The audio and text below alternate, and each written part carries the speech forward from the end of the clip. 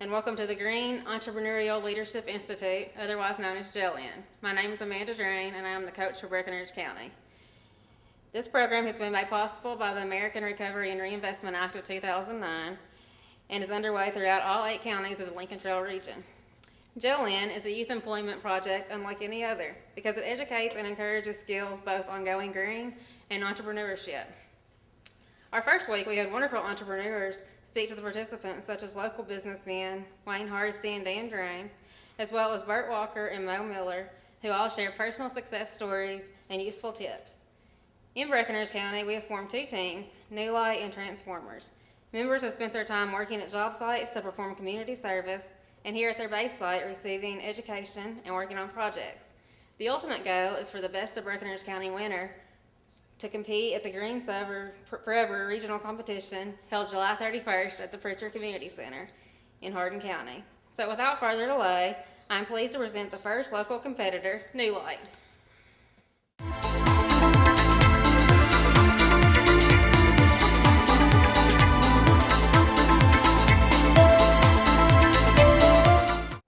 Hello ladies and gentlemen, my name is Kyle Hanner, and the name we've chosen for our group is the New Light Group. Our project type is energy efficiency and conservation. The GELIN program for Breckinridge County is located in Hardinsburg. It is here that our project is based. The city is built for 285 streetlights, and that is where the meat of our project lies. There are several buildings that are also in the city's budget. We chose a few of the nearest buildings as they were most readily researchable due to location. City Hall 1 and 2, and the firehouse. Our group was located in Breckinridge County. This is the Breckinridge County Courthouse. It's got, they're built for 285 lights, and we chose 3 buildings. Our initial plan was to focus solely on the street lights, but as we progressed through the project, we decided that we wanted to broaden our focus.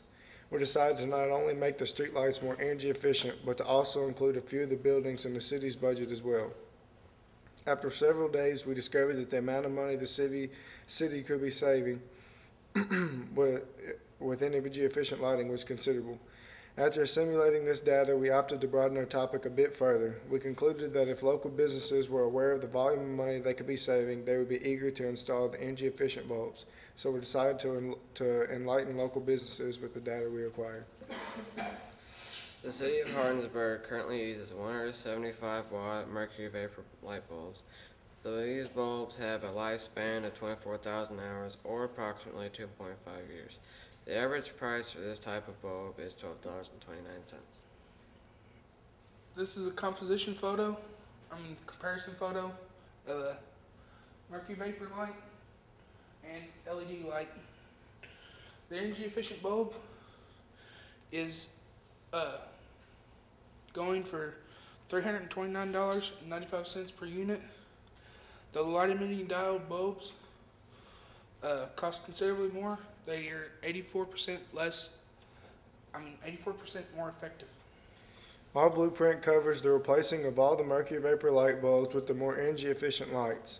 Through our calculations and the data received at the City Hall, we found that Hardinsburg currently pays $29,500 annually for the energy to power all 285 mercury vapor streetlights. Over a 13.7 year period, which is the lifespan of an energy efficient bulb, the city would have amassed a $405,000 energy bill. We found that the energy efficient bulbs would cost $4,725 annually for the energy bill. Over the lifespan of this bulb, which is 13.7 years, it will cost $64,750 to power them.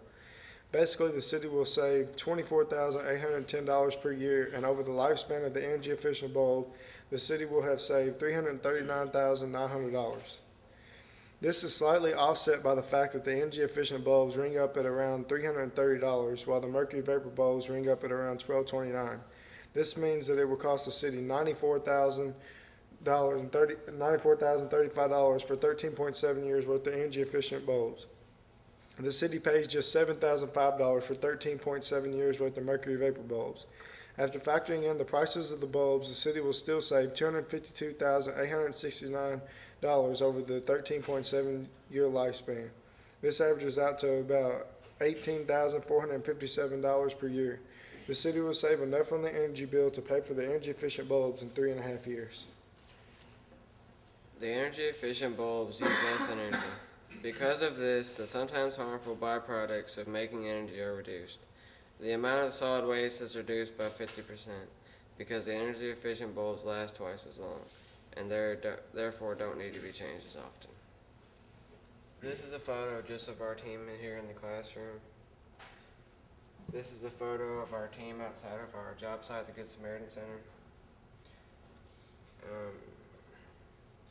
And this is just our team mascot. This is just another image of a mercury vapor bulb. Another image of a LED light bulb. And the comparison photo again. And this is one of the light bulbs we're proposing that they use in the buildings like City Hall 1 and 2 and Firehouse. It's the same wattage as a 75 watt light bulb, but it only uses 19 watts of power.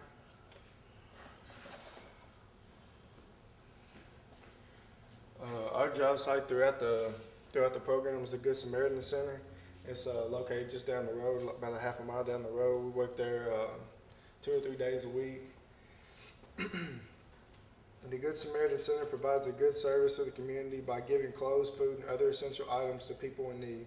The center is very environmental friendly because all the clothes at the center were donated rather than thrown away.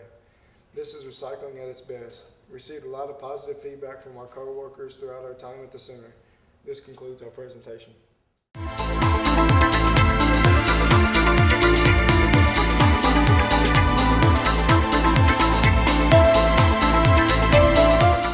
Hello and good day, ladies and gentlemen. Allow me to take the time to introduce you to myself and my teammates. Here we have Tyler Murphy, Tyler Goff, and Brian Miley. I myself am Justin Phillips, and we are the Transformers. We chose the slogan, transforming the world one place at a time. Over the past few weeks, we have worked with the City Fire Department painting nearly all the fire hydrants in the city of Hardinsburg. We have also worked around City Hall and the County Courthouse cleaning, trimming, and painting the curbs. We also spent a day at the city's water department helping clean and to reorganize their building.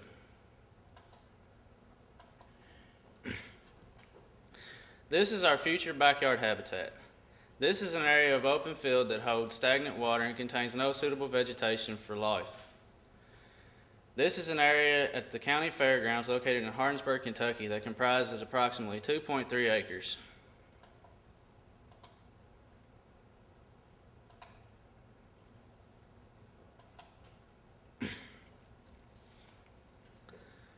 The group's primary objective is to balance wildlife habitat, protection, and enhancement with long-term investments to the community.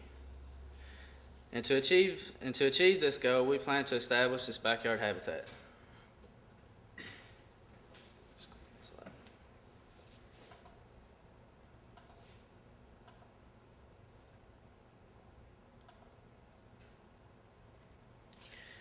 A backyard habitat can be created from an open field or even the small backyard of someone's house. This is where the name comes from. A backyard habitat's main purpose is to create an area for wildlife of any shape or size, from as small as a butterfly to as big as a bear. A backyard habitat can be created by planting a few flowers to attract a few butterflies and birds, or as large as we hope to create and support large amounts of wildlife by offering things like shelter, food, and water. These large habitats can also attract tourists, and they also help the environment.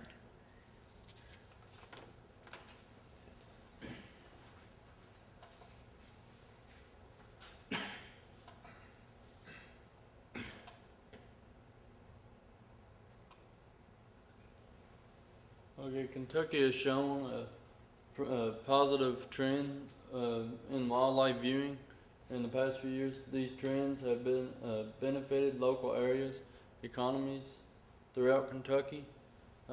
Just as the Land Between Lakes area shows a vast increase from 2006 to 2007 in tourism and recreational activities.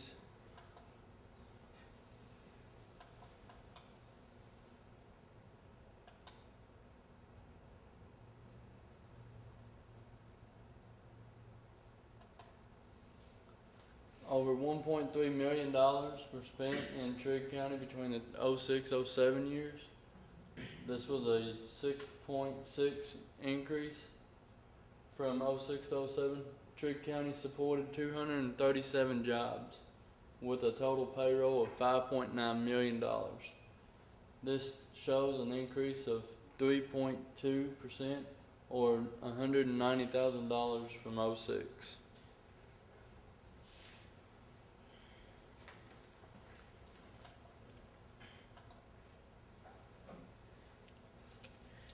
This graph shows the ever-growing amount of citizens who are getting interested in the outdoors and wildlife viewing. In 2001, there were 1.4 million U.S. residents who observed wildlife in Kentucky, and out of that 1.4 million, 282,000 were Kentuckians. In 2006, 1,343,000 Kentuckians participated in wildlife viewing.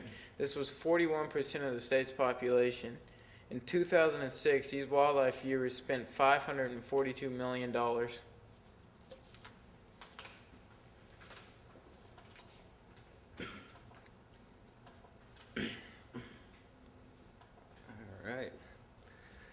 The habitat has to be noticed and known before people can visit, right?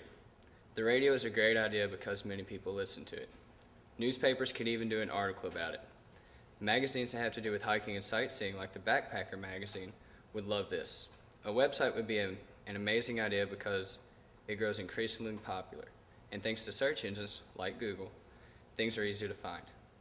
Flyers can be put up in tourist areas and rest stops. Road signs are one way of finding out about an area, like Fort Duffield and West Point. Television, of course, is a great way to advertise. A great example of this would be Kentucky Afield.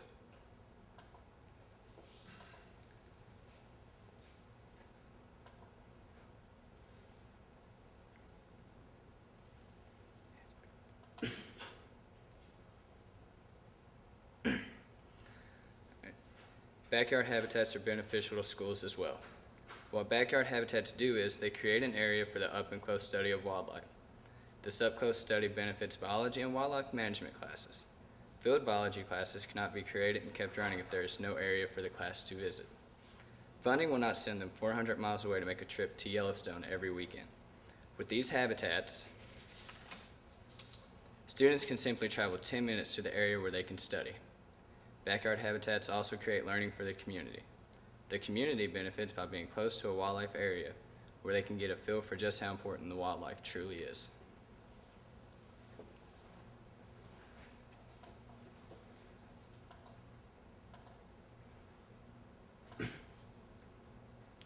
Alright, backyard habitats are ecologically beneficial. Backyard habitats create areas that are aesthetically pleasing, in turn increasing the value of property in the area. Backyard habitats create a better air quality also by adding more vegetation, which is being destroyed in more parts of the world today than ever.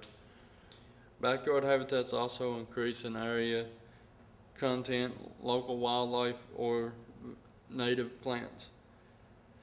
Water quality is better due to filtrations in the roots.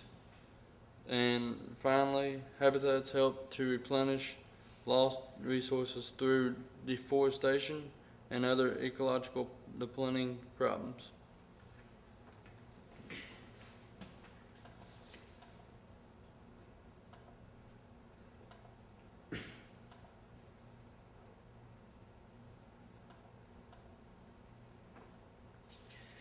To sum it all up, you should create a backyard habitat to learn about local wildlife, help wildlife meet basic needs, save land so mowing is not needed, and to help better the environment. Wildlife viewing is shown to bring in lots of dollars due to tourism, proven by Salado State Park, which draws in thousands of visitors each year. The Rough River area draws in 2 million tourists each year. Bernheim State Forest draws in thousands of visitors each year. And because of this allows them to draw on and get funding from local area businesses. Each year in the U.S., 13 million people go camping to be out in the wildlife and to get away from the hustle and bustle of work life. Backyard habitats can only increase the quality of life for people in Kentucky, and not to mention they increase the quality of the wildlife as well. Like they said earlier, we went to several job sites and helped a lot of people. This was before we started working, before the paint. We never got that clean. This is while we were working, changing one place or one hydrant at a time, you should say. This is the part as it is now, and it don't really have any aesthetic wildlife or anything. It's holding stagnant water, which we'd rather have it look like this. I mean, we could put in water park or little water spots for butterflies, reptiles, anything that you could really use in wildlife. Yeah, and then one day we went and worked at the Good Samaritan Center also, and this is Justin after we got done working. We just found these neat little clothing items in the mask, and here's a picture of a raccoon, which is one of the many animals that might come to a backyard habitat. And this here's our mascot. Her name is Janice. And that concludes our presentation. I'm Mayor Wayne Macy of Hardinsburg, and I'd like to thank these young gentlemen for, number one, for all the work that they've done for our town and our community.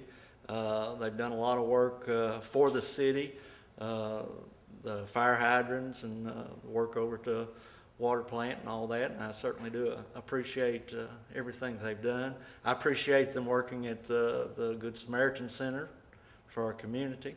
And I also want to thank them for all the work that they've done with their projects here this evening. That it's astounding how much we can save with the LED lights. This is really the first I've heard of savings like that, so it's definitely something that we want to look into. And we do have an ongoing project for the backyard habitat, and we've partially funded part of that, and hopefully we can get it going before long. So I appreciate all the work you've done, all the research you've done, and it's been great having you all work for us. Thank you.